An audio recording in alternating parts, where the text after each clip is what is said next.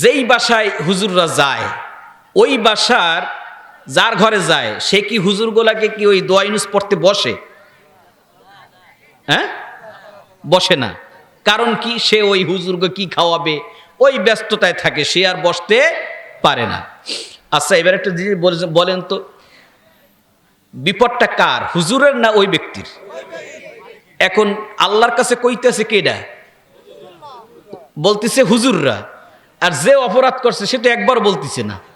তা আল্লাহ তাআলা বিপদ উদ্ধার করবে কার, হুজুরের না ওনার? হ্যাঁ, কি হুজুরকে লাভ দেখছেন?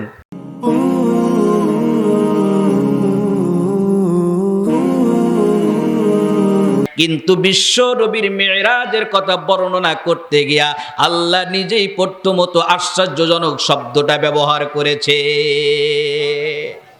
সুবহানাল্লাহ। আমাদের মুসলিম জাতির পিতার নাম কি? কষ্ট হচ্ছে আপনাদের? ইব্রাহিম আলাইহিস সালাম। তিনি যখন নিজের আত্মার সাথে আলোচনা করে রবকে চিনলেন, বাপকে বললেন, বাবা তুমি যাদের ইবাদত করো তোমরা এটা আসলে কোনো ইবাদতের পাওয়ার যোগ্য না, ইবাদত পাওয়ার যোগ্য একমাত্র আল্লাহ।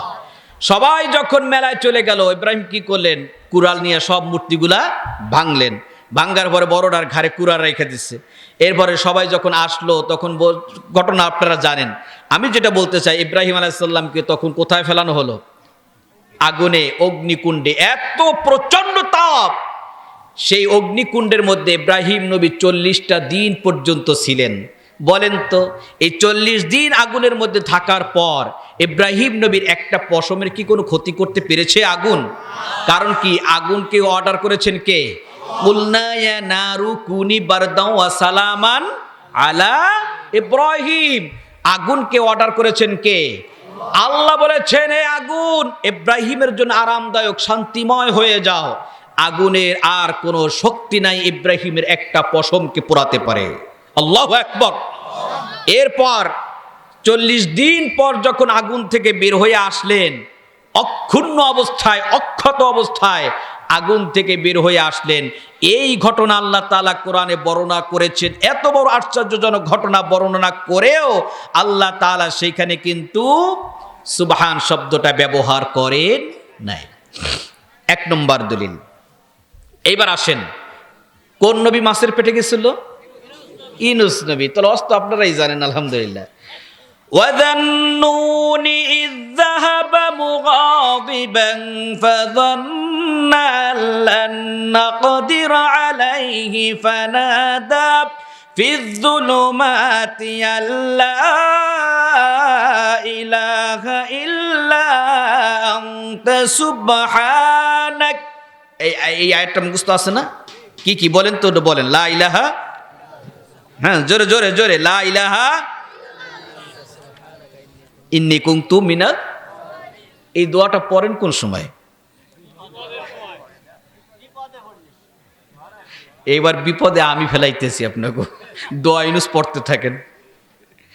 এই দোয়াটা পড়ি আমরা যখন বিপদে পড়ি, লা ইলাহা ইল্লা আনতা সুবহানাক ইন্নী কুনতু মিনাজ জালিমিন। এই ঘটনাটা তো ইউনূস নবীর ঘটনা।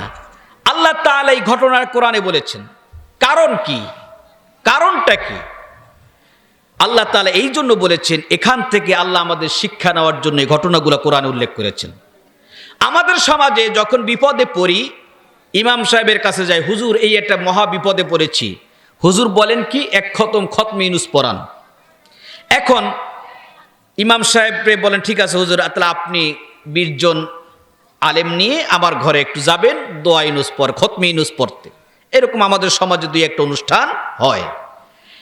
আমার ভাইয়েরা, এইবার একটু চিন্তা করেন, ইমাম সাহেব যখন 20 জন আলেম নিয়ে আপনার ঘরে গেল, ইমাম সাহেব সহ আলেমরা দোয়া পড়তেছে, লা ইলাহা ইল্লা আনতা সুবহানাকা ইন্নী কুনতু মিনাজ জালিমিন। ঠিক না? অর্থটা কি? লা ইলাহা ইল্লা আনতা, আল্লাহ তুমি ছাড়া কোনো ইলাহা নাই। সুবহানাক, তুমি পুত পবিত্র। ইন্নী, নিশ্চয় আমি জালেম হয়ে গেছিলাম বা আমি জুলুম করছি, এই কথাটা বলে। এখন যেই বাসায় হুজুররা যায় ওই বাসার যার ঘরে যায় সে কি হুজুরগুলাকে কি ওই দোয়া ইউনুস পড়তে বসে? হ্যাঁ, বসে না। কারণ কি? সে ওই হুজুরকে কি খাওয়াবে ওই ব্যস্ততায় থাকে, সে আর বসতে পারে না। আচ্ছা, এবার একটা জিনিস বলেন তো, বিপদটা কার, হুজুরের না ওই ব্যক্তির? এখন আল্লাহর কাছে কইতেছে কেডা? বলতেছে হুজুররা। আর যে অপরাধ করছে সেটা একবার বলতেছে না। তা আল্লাহ তাআলা বিপদ উদ্ধার করবে কার, হুজুরের না ওনার? হ্যাঁ, কি হুজুরকে লাভ দেখছেন? ওই তো বলতেছে আল্লাহ বিপদে পড়ছি উদ্ধার করো, আর পরে ওই ব্যক্তির ঘরে ভালো মন্দ খাইলো, এরপরে যাওয়ার সময় একটু হাদিয়াও পাইলো। তা লাভ হইল কার? হ্যাঁ, ওনার একটু লাভ হয়েছে যে হুজুররা গেছে, ওই একটা বরকত হয়তো বা পাইছে, যা খরচ করছে ওই বরকতটা পাইছে, কিন্তু মূল কাজের লাভ হইল কার? হুজুরের। তাহলে আমরা এই ভুলটা করি, একেবারে টাকাও খরচ করি আর বোকামি করি। তার থেকে যদি ভাই তুমি বিপদে পড়ছো, গভীর অন্ধকার রাত্রে আমার রবের সাথে যদি একটু কানেকশন লাগাও তাহাজ্জুদের নামাজে, আর নিজে যদি বলো লা ইলাহা ইল্লা আনতা সুবহানাকা ইন্নী কুনতু মিনাজ জালিমিন, তোমার বলতে দেরি, তোমার রব তোমার বিপদ থেকে উদ্ধার করতে দেরি হবে না। ঠিক কি না? তাহলে আমার বিনা পয়সায় যেই কাজটা পারি আমরা সেই কাজটা করতে যাইয়া টাকা খরচ করি, আর উল্টা লাভ হয়ে যায় হুজুররা। আমার মনে হয় এই এলাকার ইমামরা এবার খেপবে যে হুজুর তুমি আমাকে বাদ বন্ধ করতে এসো। এক কথা। আরেকটা কথা দেখেন, মানুষ যখন মৃত্যুবরণ করে তখন আমরা বলি কি, হুজুর তালবে আলিম নিয়ে একটু আসেন, আমার আব্বা মারা গেছে, একটু কোরআন তেলাওয়াত করা লাগবে।